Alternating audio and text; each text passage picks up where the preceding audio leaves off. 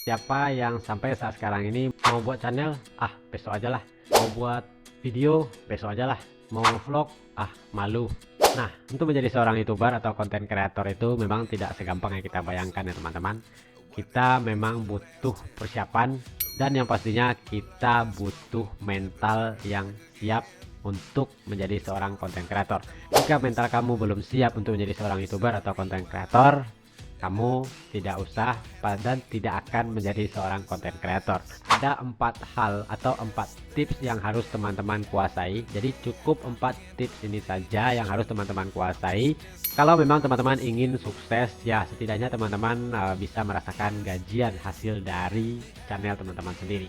4 tips yang akan saya beritahukan dan jelaskan kepada teman-teman kali ini berdasarkan pengalaman yang saya alami dan saya menyimpulkan ada 4 hal yang harus teman-teman persiapkan jika teman-teman ingin sukses di YouTube atau ingin gajian di YouTube. Semua butuh proses, intinya tidak ada yang instan. 2017 saya mulai mengenal YouTube atau masuk ke dunia YouTube, sampai 2020 channel saya belum monetisasi. Bayangkan 3 tahun belum monetisasi. Nah, di tahun 2020 barulah saya bisa merasakan yang bagaimana rasanya gajian di YouTube. Dan itu pun ketika channel saya monetisasi, saya juga belum bisa langsung merasakan gajian di YouTube sampai 4 bulan pertama. Karena untuk gajian di YouTube itu kita harus mengumpulkan $100 atau 1.300.000 kalau dirupiahkan. Jadi ketika kita belum mencukupi 1.300.000 atau $100 di bulan pertama, uang yang kita dapat di bulan pertama ini tidak akan hilang, tapi akan ditambahkan di pendapatan kita di bulan kedua. Jika di bulan kedua kita juga belum mendapatkan $100, tentunya akan ditambahkan nanti di bulan ketiga. Belum cukup, bulan keempat bisa juga sampai 1 tahun. Nah, itulah pentingnya persiapan di awal sebelum kita memulai YouTube. Kita langsung saja pada tips yang pertama. Jadi tips yang pertama ini yaitu lakukan saja. Jangan pernah menunda-nunda apa yang akan teman-teman lakukan. Ketika ingin membuat channel, besok saja. Membuat video, besok saja. Saya belum ada HP saya masih kameranya kurang bagus. Saya belum ada mic, saya belum ada studio. Pokoknya lakukan saja dulu. Upload saja dulu, lakukan saja dan jalani saja dulu. Upload video rutin. Sambil mengupload video, teman-teman belajar bagaimana cara editing video, apa ketentuan-ketentuan dari YouTube, apa pelanggaran-pelanggaran yang harus dihindari yang membuat video teman-teman itu kena pelanggaran dari YouTube, entah mungkin itu klaim hak cipta atau pelanggaran pedoman komunitas YouTube. Jadi seiring berjalannya waktu, sambil mengupload video, kita bisa belajar apa kekurangan dari video kita, kenapa video kita tidak ditonton atau tidak mendapatkan penonton dan subscriber tidak bertambah. Dan sering-sering juga mengambil perbandingan pada video-video lain yang sudah besar, yang satu tema dengan video teman-teman. Cari video-video yang sama, yang satu tema dengan video teman-teman. Perhatikan videonya, buatkan perbandingan, pelajari video tersebut. Mulai dari bagaimana cara dia editing, bagaimana cara dia meletakkan kamera, posisi kamera supaya gambar yang dihasilkan terlihat bagus dan jelas. Pelajari itu.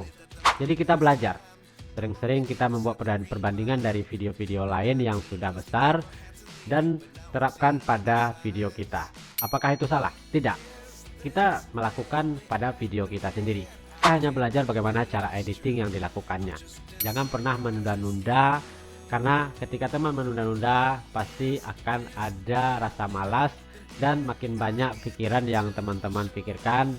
Ya mungkin kamera yang kurang bagus, belum ada pencahayaan, belum ada studio, belum ada mic, bagaimana cara editingnya, itu pikirkan belakangan. Yang penting mulai saja dulu. Tips yang kedua yaitu komitmen. Nah, ini yang paling penting ya teman-teman. Ketika kita menjadi seorang YouTuber atau konten kreator, hal yang paling penting adalah komitmen. Dan itu harus teman-teman lawan dan harus terapkan pada diri teman-teman. Komitmen ini terbagi dalam beberapa bagian. Yang pertama yaitu komitmen dalam soal waktu. Bagaimana teman-teman bisa mengatur waktu untuk YouTube dan bagaimana mengatur waktu untuk di pekerjaan sehari-hari teman-teman. YouTube memang dianggap sebagai kerja sampingan, tapi walaupun kerja sampingan, kita juga harus meluangkan waktu untuk berpikir ide apa yang akan kita buat bagaimana cara kita editingnya. Tentunya kita butuh waktu editing dan butuh waktu untuk mempersiapkan segala sesuatu yang berhubungan dengan YouTube. Dan yang kedua yaitu komitmen dengan rasa tidak nyaman. Nah, ini sangat penting. Komitmen dengan rasa nyaman yang seperti apa? Ketika ingin menjadi seorang YouTuber atau konten kreator, teman-teman harus mempersiapkan mental sekuat mungkin. Yang pertama, dalam segi rasa malu. Bukan kita tidak punya rasa malu ya teman-teman, tapi setidaknya banyak hal yang harus kita lawan. Yang pertama, ketika kita membuat sebuah video atau mengambil vlog di luar ruangan, tentunya itu akan dilihat oleh orang banyak. Bagaimana kita menghilangkan hal-hal negatif yang ada di dalam pikiran kita, bagaimana orang menganggap kita, bagaimana omongan orang terhadap kita. Dan yang paling banyak terjadi yaitu di kolom komentar. Ketika kita baru saja menjadi seorang konten kreator pemula atau YouTuber baru, pasti di kolom komentar itu ada saja netizen yang berkomentar dengan bahasa-bahasa yang menjatuhkan mental kita. Jadi teman-teman harus siap dengan segala sesuatu hal seperti itu. Teman-teman tidak boleh patah semangat, tidak boleh kendor, apapun kata-kata yang kurang bagus yang ada di kolom komentar teman-teman. Oke, semoga informasi ini bisa dipahami. Sampai jumpa di video berikutnya.